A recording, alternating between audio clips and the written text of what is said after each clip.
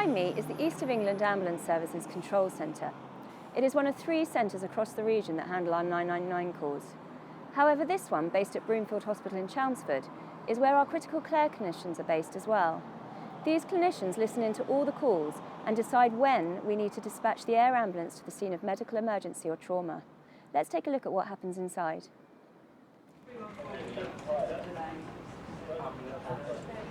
We're a desk within the centre here. The centre itself is the call centre, one of the 3 call centres that the East of England operate, and they accept all of the 999 calls that come into the ambulance service in our area.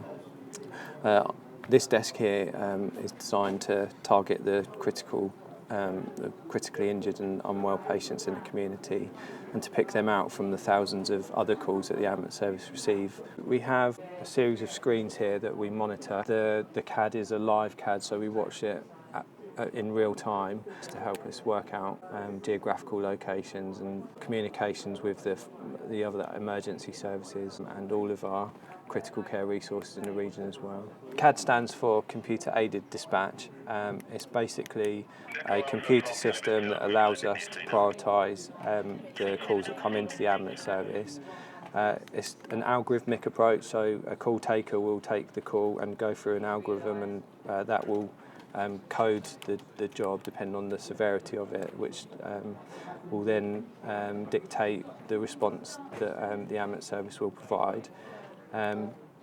We tend not to be influenced by those because we do find that patients may not be identified within the CAD, so that they may only be found by the clinician and calling the scene back or using their clinical acumen to ascertain there is a clinical need. So there's a series of quite complicated jobs going on at the moment. Our Critical-Care Paramedic Rob Riches is actually on the phone to 2 different jobs, interrogating the crew to work out their needs or the necessity for a HEMS crew.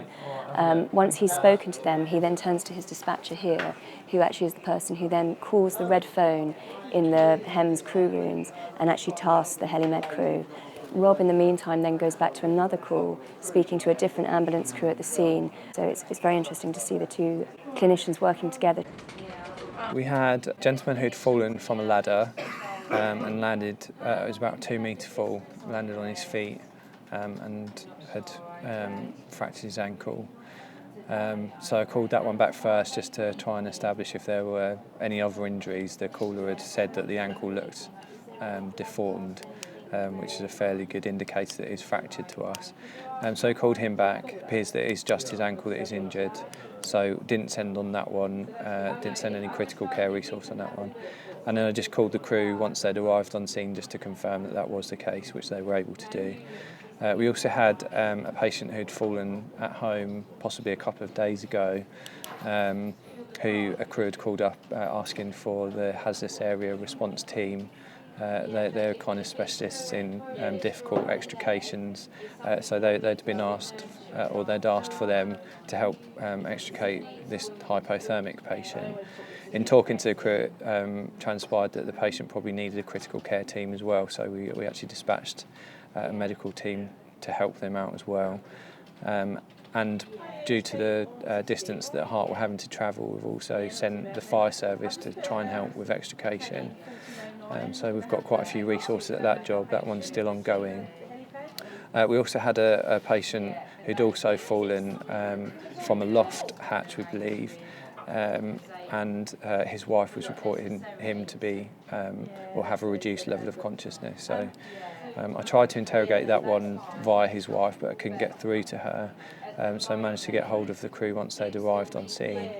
I spoke to them quite early on after they'd arrived on scene, so I didn't have too much information, but from the kind of sparse information that they had, it did sound like it needed a medical team. So we sent the Anglian 2 team from Cambridge, and it transpires that he'd got a head injury and chest injuries, and they've given him an anaesthetic, and they'll be flying him back to Adam Brooks Hospital, which is the main trauma centre for the region.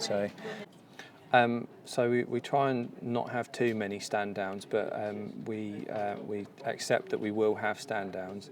It isn't deemed to be a bad thing because if The idea is that we're proactive on this desk. We try and interrogate the CAD to find these patients, and trauma is a disease of time, so the quicker we can get an advanced level of care to the patient, the better really. So we try and be quite proactive. In doing that, we sometimes over-triage jobs, and it only transpires that the patient doesn't need a critical care team once we have an ambulance resource there. But we'd much rather that than the patient go without a team or have a massively delayed dispatch of a team. I think it's really important, basing ourselves here, we have kind of regional oversight. We've got lots of resources available to help us out to complete our job. We've got invaluable dispatchers like Katie who help us to get the right resource to the right patient. And then Charlotte to my left as well, the incident command desk. So when we have a complex scene or multiple resources at a scene, or we require the hazardous area response team, Charlotte will deal with that and help us with any critical patient as well.